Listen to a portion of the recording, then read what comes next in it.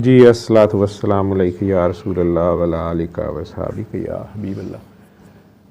जी इब्रार साहब, आपको मैंने असल में ये कहा था कि जो तरीका इलाज मैंने बता दिया था, आप जो बात कर रहे थे आपका भी तरीका बहरहाल गरज़मंदिमाना भी होता है, और जिस वक़्त हालात और डॉक्टर्स और बीमारी उसको आजिज़ कर देती है तो शायद वो इसी तरह हर जो कहते हैं डूबते को तिनके का सहारा, तो जहाँ से भी ज़रा सी आस उम्मीद होती है तो बंदा अपना पूरा ज़ोर लगाता है। तो आप वो अपने तरीके से उसी तरीके से बात कर रहे थे कि आपके शहर में आए हैं, अगर मिल लेंगे तो क्या हो जाएगा, और आप मिलने दें तो मेरी आखिरी उम्मीद है, ये है वो है। तो मुझे ये था कि पेशेंट आपके वहाँ हैं और उन्होंने अगर इतनी वीडियोस में ये मैसेज बार बार है, और बहुत से मरीज़ खुद अपना बयान कर रहे हैं सारी बात। असल चीज़ है, मुझे अभी वहीं ताज़ियत पे आए हुए थे एक जज साहब तो मेरे से पूछ रहे थे, बुज़ुर्ग नमाजी परहेज़गार हैं, मुझे कह रहे थे कि डॉक्टर साहब आप सुनने पे ज़ोर देते हैं, माफ़ी पे ज़ोर देते हैं।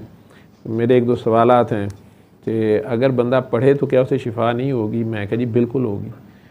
कुरान का तो हर हर्फ शिफा है, ये नहीं मैं कह रहा कि उसको नहीं होगी, लेकिन हम एक तरीका इलाज बता रहे हैं। कहते हैं कि अगर वो तर्जमे से पढ़ेगा, समझ के पढ़ेगा, तो क्या उस पर ज़्यादा इम्पेक्ट नहीं आएगा? मैं कह जी बिल्कुल आएगा। लेकिन स्टिल मेरे कुछ मरीज़ जो हैं वो ऐसी हालत में होते हैं कि वो बेहोश हैं, वो पढ़ ही नहीं सकते, या उन्हें पढ़ना आता ही नहीं है। और तर्जमे के बग़ैर हम बताते भी इसलिए हैं और सुनने का कहते हैं कि जिस तरह एक दिन के बच्चे ने अज़ान सुननी होती है, आप उसके कान में अज़ान देते हैं। अब ज़ाहिरी तौर पे तो इसके पीछे अकल और लॉजिक वालों को तो कोई समझ नहीं आएगी कि एक दिन के बच्चे ने कौन सी नमाज़ पढ़नी है, या उसको क्या समझ आएगी उस अज़ान की, लेकिन हुक्म है, दी जाती है।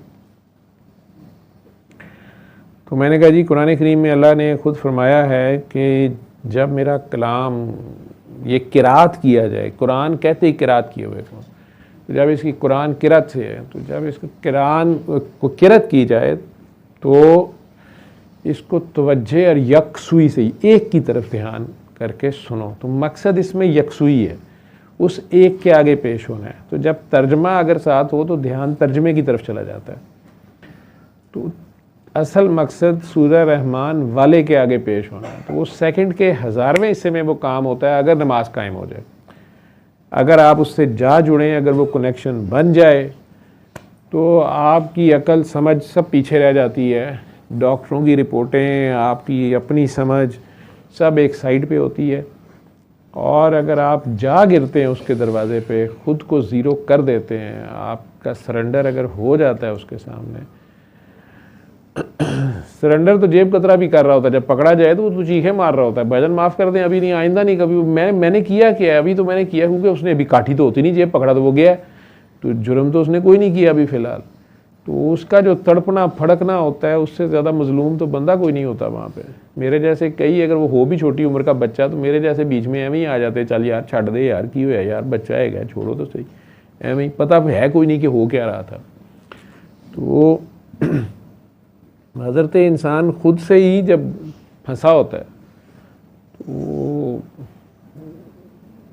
अल्लाह खुद कह रहा है, कहता है जब ये अपनी गलती और कोताही से किसी मुसीबत को, इल्लत को गले लगा लेते हैं, तो फिर ये उठते बैठते हर करवट पे मुझे पुकारते हैं, और अगर उसमें से निकल जाएं तो फिर हमारे पास से यूं गुज़रते हैं जैसे जानते ही नहीं, पहचानते ही नहीं। तो वो आप बात तो कर रहे थे, तो मैं आपको आगे से ये कह रहा था जी कि आप ये सारा कुछ करने की बजाय उन्हें कहें कि वो मेरी बात उनसे करा दी है, उन्हें समझा दें, या उनके तक अगर मेरी बात पहुंच जाए कि बीत तो उन पे रही है। तो बीमारी की जो भी स्टेज है, डॉक्टर्स उन्हें जो भी कह रहे हैं, वो डॉक्टर्स अपनी जगह सच बोल रहे हैं बेचारे, लेकिन हमारा जितना ईमान एलोपैथी पे है कि पता है कैंसर का इलाज नहीं है, कैंसर हॉस्पिटल वाले कह रहे हैं कि लास्ट स्टेज है, हमारी समझ से बाहर, हमारी पहुंच से बाहर, हमारे पास कुछ नहीं है, फिर भी वहाँ से निकलने को दिल नहीं करता, और बंदा वहीं पे लगा होता है कि डॉक्टर साहब कुछ तो करें ना। और उन्हें कभी नहीं कहते कि 2 साल से हम आ रहे हैं, इतने लाख लग गया है, एंड रिज़ल्ट अगर ये है तो पैसे वापस करें, ये भी कोई नहीं कहता। लेकिन मुझे तो ये भी फ़ोन आ गया कि डॉक्टर साहब मेरे कल 7 दिन पूरे हुए थे, मैंने आज अपना प्रेगनेंसी टेस्ट किया, मेरा तो कोई नहीं आया पॉजिटिव।